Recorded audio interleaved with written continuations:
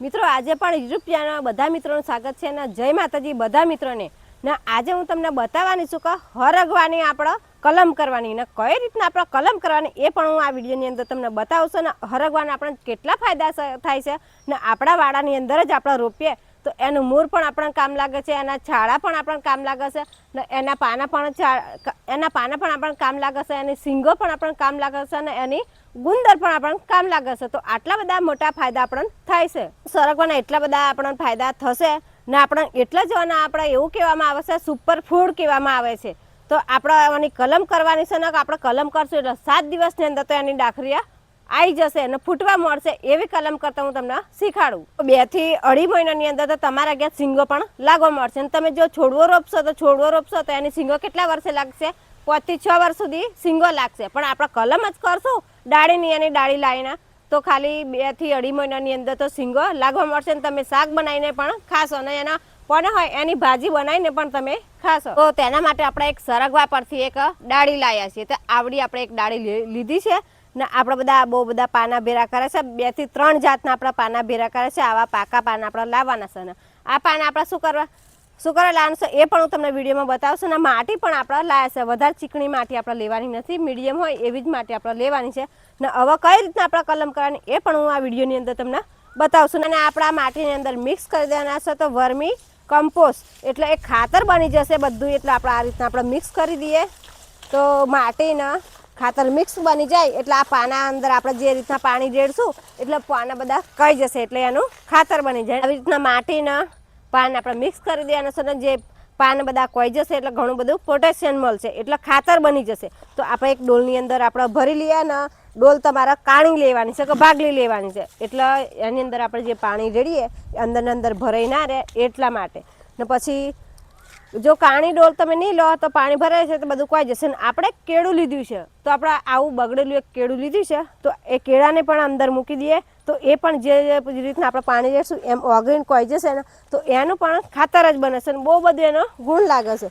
તો આપણે 7 દિવસની અંદર આપણે કલમ ઉછેરવાની છે અને કલમ ઉછેરશું એટલે એની 7 દિવસની અંદર તો નવી ડાળીઓ ફૂટી જશે. તો આપણે ફૂટે છે કે નથી ફૂટતો એ આપણે હવે ટ્રાય કરીએ. તો આપણે માટી પણ ભરી લીધી છે. આપણે માટી ભરીને આપણો ગમલો તૈયાર થઈ જશે અને આપણે પેલી જે ડાળી લીધી એને આપણે શું કરવાનું છે તો એક ચપ્પાની મદદથી આપણે ત્રોસમાં આ રીતના કાપી લેવાની છે.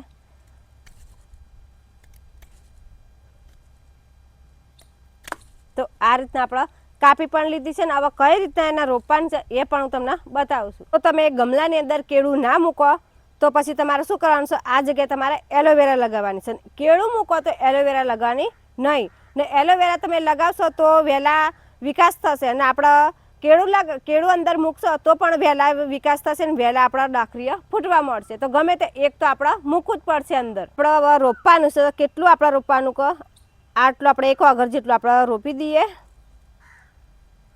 આ રીતના આપણે રોપી પણ દીધું છે ને એની થડમાં આ રીતના આપણે માટી પણ વારી દીધી છે.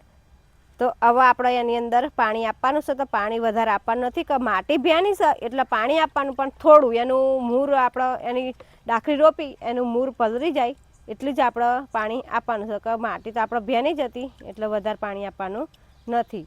તો આ રીતના આપણે પાણી પણ આપી દીધું છે. હવે આપણે શું કરવાનું છે 7 દિવસની અંદર આપણે એની ડાખરી ફૂટી છે કે નથી ફૂટતો એ પણ આપણે જોવાનું છે. અને 7 દિવસ પછી આ જ વિડીયોની અંદર હું તમને બતાવે કે આપણી ડાળી ફૂટી છે કે નથી ફૂટી એ. તમે તમારા વાડાની અંદર તમે રોપશો અને આ રીતના કલમ કરીને ઉછળશો તો સિંગો લાગશે. તો સિંગો તમે ખાશો તો તમારું શરીરનો ગમે એવો દુખાવો છે એ પણ મટી જશે. ને તમારા ઘરે એ પાના હોય સરગવાના એને સૂકવી નાખવાના છે અને પછી સુકાય ત્યારે એનો પાવડર બનાવીને 1 વાટકી દહીંની અંદર તમે 1 ચમચી પાવડર નાખીને તમે એ દહીં ખાશો ને તો પણ તમારા ઢેચણનો ગમે એવો દુખાવો તમને હશે એ પણ તમને મટી જશે. તો સરગવાના બહુ બધા આપણને ફાયદા થાય છે. એનો ગુંદર પણ આપણને ખાઈએ આપણે ગુંદર બનાવીને તો એ ગુંદરનો પણ આપણને બહુ બધો ફાયદો થાય છે. આપણા હોદા જે કટક બોલે છે ને એ પણ તમને નહીં બોલો ગુંદર તમે ખાશો તો આપણે સરગવાના ઘણા બધા 1000 પ્રકારના આપણા ફાયદા થશે. તો આપણે એક જગ્યાએ ડોલ મૂકી દીધી છે આપણો ગમલો જે આપણે કલમ કરી એ તો આપણે આ જગ્યાએ મૂકી દેવાનું છે અને આ રીતના મેં એક ડોલ મોટી લીધી છે ને એની ઉપર આ રીતના આપણે ઢોકી દઈએ. તો આપણે 7 દિવસ સુધી આપણે આ રીતના ઢોકી દેવાનું છે. જ્યારે તમારે પાણી રેડવાનું થાય અને આપવાનું થાય પાણી એની કાવરી સુકાય ત્યારે જ આપણે પાણી આપવાનું છે. ત્યારે ડોલ લઈને પછી પાણી આપીને પછી ડોલ આપણે ઢોકી દેવાની છે. તો 7 દિવસ સુધી આપણે એમ કરશું. પછી 8મા દિવસ આપણે જોશું કે આપણી કલમ કરી એની ડાખરી ફૂટે છે કે નથી ફૂટતી. તો 7 દિવસ પછી હું તમને આ જ વિડીયોની અંદર તમને બતાવી. તો વિડીયો તમે પૂરો જોજો તો તમને ખબર પડશે કે સરગવાની ડાળીને કઈ રીતના કલમ કરવાની તે. તો મિત્રો આપણે સરગવાની ડાળીના કલમ કરે આજે 8મો દિવસ ઉગે છે. તો અમે રોજાના પાણી આપતા ના રોજાના તડકામાં થોડી વાર અમે મૂકતા. તો આપણે એ ફૂટ્યું છે કે નથી ફૂટ્યું, કેટલી ડાળી ફૂટી છે એ પણ હું તમને આ વિડીયોની અંદર જ બતાવું. તો તમે પણ વિડીયો પૂરો જોજો તો તમને ખબર પડશે ને ખબર પડે નહીં. તો ચાલો આપણે આપણી ડોલ ઊંચી કરીએ. તો આપણી ડાળી ફૂટી છે કે નથી ફૂટી. તો આપણી ડાળી ફૂટી છે પણ એક ડાળી ફૂટી છે.